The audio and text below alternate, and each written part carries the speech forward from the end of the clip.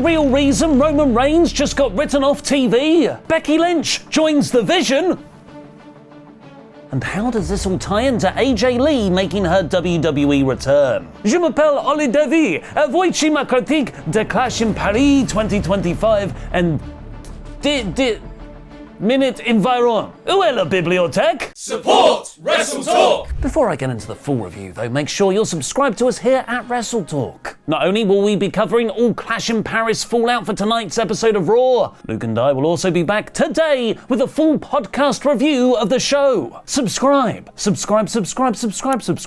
In true Roman Reigns style, if you're not main eventing a PLE, you want to be opening it. So his heated blood feud grudge match against Bronson Reed started the show. And just like any heated blood feud grudge match, Roman and Bronson started with a lockup. Reigns and Reed have been feuding for the last month, with Bronson hitting multiple tsunamis on the guy and stealing 2 pairs of sneakers. This is a story of the young upstart trying to make a name for himself by disrespecting the veteran. But instead, both guys started by soaking in the chants for 3 minutes. It's because in front of this crowd, you could clearly miss a spinning kick off the second rope and still get a standing ovation. More on that later, Nikki Bella. Just like last year's Backlash show, the French crowd were Trey loud. And in something I found quite funny, they had an accent. Just like the Scottish and Northern England crowds have their own short vowel inflections, if you listen closely enough to the French audience, you could also hear Voulez-vous coucher avec moi ce soir? So rather than a properly heated grudge match, they told the simple babyface story of Roman having to overcome Bronson's size and power. Initially, Roman couldn't pick Bronson up to hit a Samoan drop. He had to use multiple clotheslines to get Reed over the top rope. Bronson awesomely stopped Roman's spear mid-charge and reversed it into a powerbomb. But in a neat piece of mirroring, Roman managed to hit that Samoan drop off the second rope no less and follow it up with a spear to win. While they didn't get over the emotion for me, this was very effective in giving Roman a decisive win while elevating Bronson even in defeat. And anyway, really, this was all about the post-match angle. Roman choked Paul Heyman out afterwards, giving us that blood feud revenge payoff, and then he started signing his retrieved shoes and throwing them into the crowd. Turned out to be a fantastic misdirect though, as Bron Breakker then charged out of nowhere and speared Roman off the announce table. Bron hit another spear on the ramp as Roman was being escorted out, and Reed got his heat back and then some by hitting multiple tsunamis. Jey Uso eventually ran in for the save, but Breakker took him out as well. Roman was finally stretchered out, and Kathy Kelly said in a post-show update that he had been taken to a nearby Paris hospital for MRIs and X-rays, with an official update on his condition scheduled for Raw. And I'm going to guess that update is Roman being diagnosed with a bad case of philmitis, which will clear up in about a month. Because PW Insider have confirmed this angle was to write Roman off TV for at least all of September, as he will be shooting Street Fighter in Sydney, Australia for the rest of the month. While Cody Rhodes is already hanging out with 50 Cent. Cody is playing Guile in the movie, while Reigns is starring as Akuma. There will be a weird forbidden door of sorts, as New Japan's Hiroki Goto is also starring as E Honda. This wasn't just an angle to write Roman off though. It expertly set up a night-long storyline as Pierce then ejected both Bron and Bronson from the building, threatening them with suspension if they returned. That meant the 4-way main event had Jey going in slightly hurt after the Breakker spear, and it put the champion Seth Rollins at a significant disadvantage, as his 2 henchmen were now banned from interfering. But this isn't my first Paul Levesque bloodline style story. As soon as Pierce announced Bron and Bronson were out, I was pretty certain we'd be getting a new debuting member of the Vision to help Seth retain, likely in a black hoodie. The Wyatt Six then retained against the Street Profits in a SmackDown tag title match. It went 13 minutes and was mostly back and forth. Angelo Dawkins showed tension with Montez Ford early with a stiff tag, but it didn't end up playing into anything here. The Wyatt Six numbers overcame the Profits in the end, with Eric getting in Dawkins' face, Abby the Witch stopping Ford from getting in the ring, and Uncle Howdy laying him out with the sister Abigail for them to retain. This was the only match that maybe should have been on TV instead of the PLE. Becky Lynch took the majority of her Intercontinental title match against Nikki Bella, maybe because when Nikki tried to fire back, it just didn't work. Nikki missed a spinning kick off the second rope, which was either a botch or Becky has now adopted the greatest spot in wrestling, Samoa Joe's walkaway. The crowd actually booed Nikki when she got Becky in the Fearless lock, but Becky won with a Lynch pin roll-up. This was both the weakest and shortest match on the card. Sheamus and Rusev have had 3 matches over the last month, them both being level at 1 win each and a draw in the third. All 3 of those matches have had the same hard-hitting, back-and-forth pace, Sheamus' commitment to banger after banger after banger, and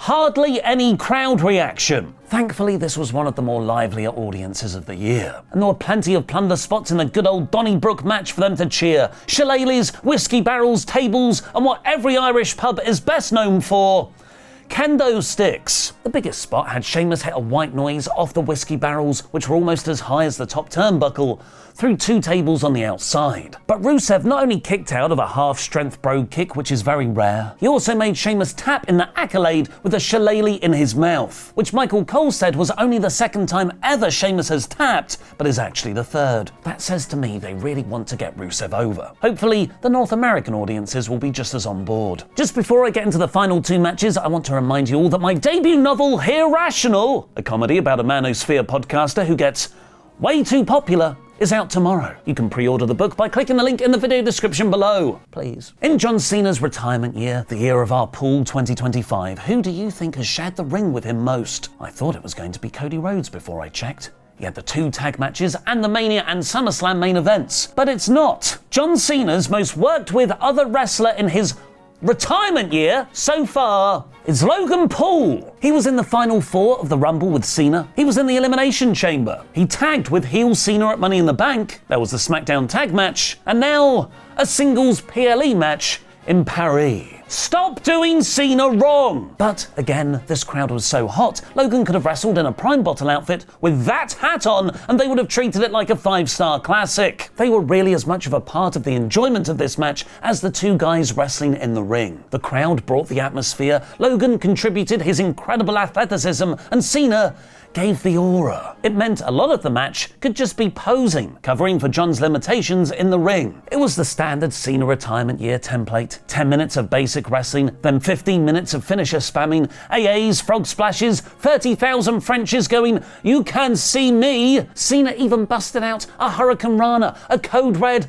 and a Styles Clash, which got one of the biggest pops of the night. The finish came when Cena hit an AA, Logan punched him, which is his finisher, but Cena went straight into another AA for the win. The whole thing probably went 5 minutes too long, but it was very impressive considering it all took place inside the ring, with no crowd brawling or hardcore spots. Afterwards, Cena shook hands with the Belgium kid heel Cena first called out back in March, giving us all a sense of trauma resolution, and then gave us a whole new issue to work through when it looked like he then snogged that kid's mum square on the lips. Thankfully, it was actually Cena's wife, but she was standing right next to that kid, wearing the same Cena merch. Before the main event got underway, Jackie interviewed Seth about how he's feeling now Paul, Bron and Bronson are banned from the building, to which Seth answered if he can't defend his title by himself, maybe he doesn't deserve to hold it, therefore confirming he will be getting a new faction member in the finish of this match. While the build for this has been repetitive, with Raw seemingly ending the same way for the last 3 months, the babyface tension dynamic has been really fun. Tactics-wise, this should be the 3 good guys teaming up to get their revenge on the heel Seth, but the first spot of the match was Punk super-kicking Jay as revenge for the end of the go-home Raw. Later on, Knight pushed Punk through a table outside, an eye-for-an-eye piece of revenge after Punk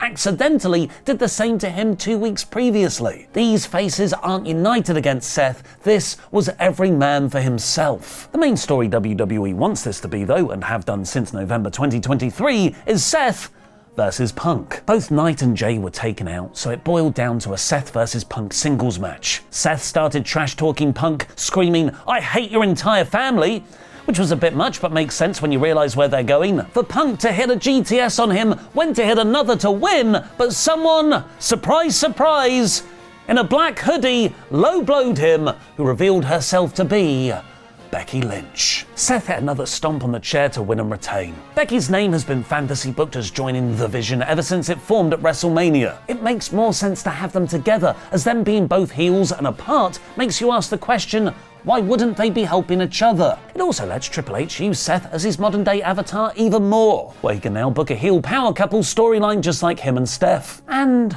there's another reason Becky could have joined Seth. It might set up the return of AJ Lee. Fightful has reported that Lee's name has been brought up in numerous pitches in the writer's room recently, and that they haven't been shut down like they used to be. WWE have immediately lent into this report, with Seth's "I hate your entire family" line, poor Larry catching strays over here, Punk staring at an AJ Lee sign in the crowd after the event, and Big E and Jackie Redmond straight up discussing that on the post-show. which they would have presumably have to have gotten sign-off from management to bring up. Additionally, SmackDown this Friday is taking place in Chicago, which could be the perfect place for Lee to make her return. And with WWE wanting WrestlePalooza on the 20th to be a major event, they could be booking a Seth and Becky versus Punk and AJ Lee intergender tag. Clash in Paris is 75%. But Monday Night WrestleMania is 100! Click the video on screen now to watch the huge finale of me versus Luke